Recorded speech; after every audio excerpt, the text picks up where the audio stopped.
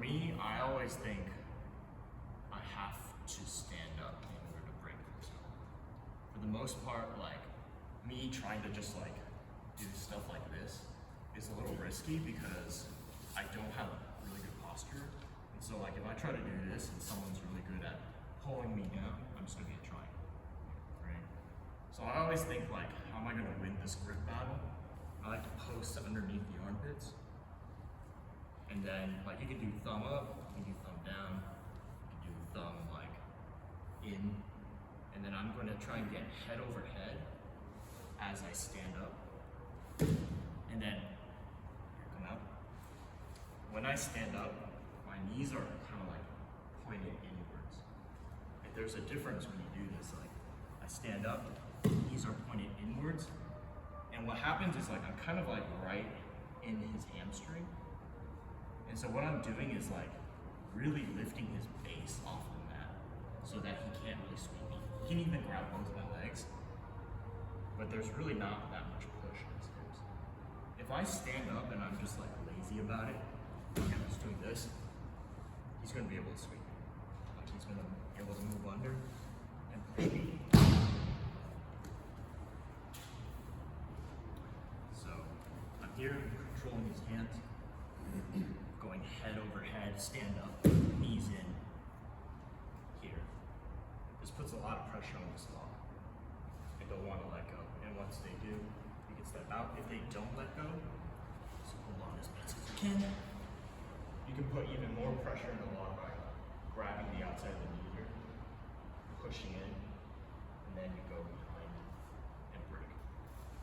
And then you start to pass. In terms of like which one that I like to use, I think most of my closed guard breaks are always going to be about standing up.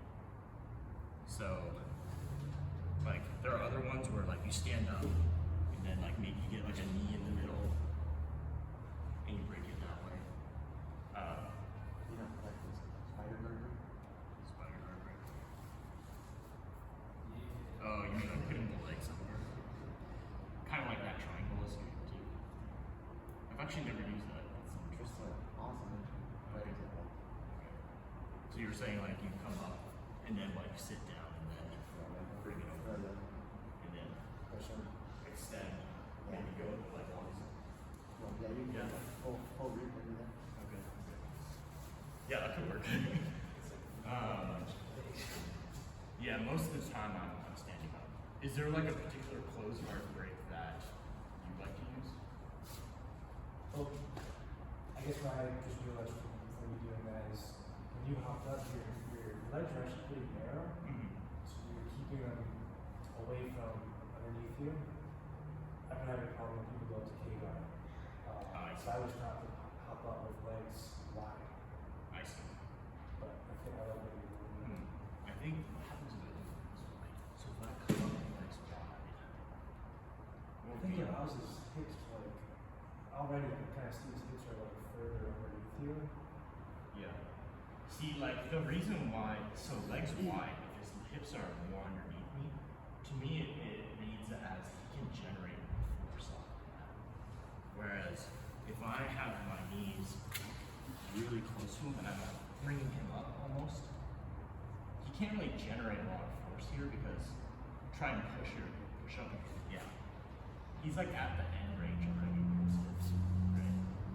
Whereas like if I'm here, if he grabs a leg or something, yeah, he can go into K-guard, and I feel like he has a lot more drive. It's kind of like when you're passing double unders, right? Here it's like,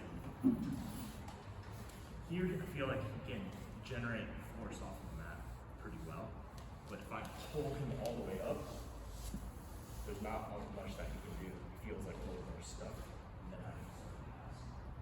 So a similar concept there, I think. Like how much force is he able to generate off the mat? If I stand up and I sort of like bring his hips off the mat, then he's kind of just like in the air. And then all I have to do is figure out a way to break. So when you're drilling it, try asking your partner, try like legs open, try legs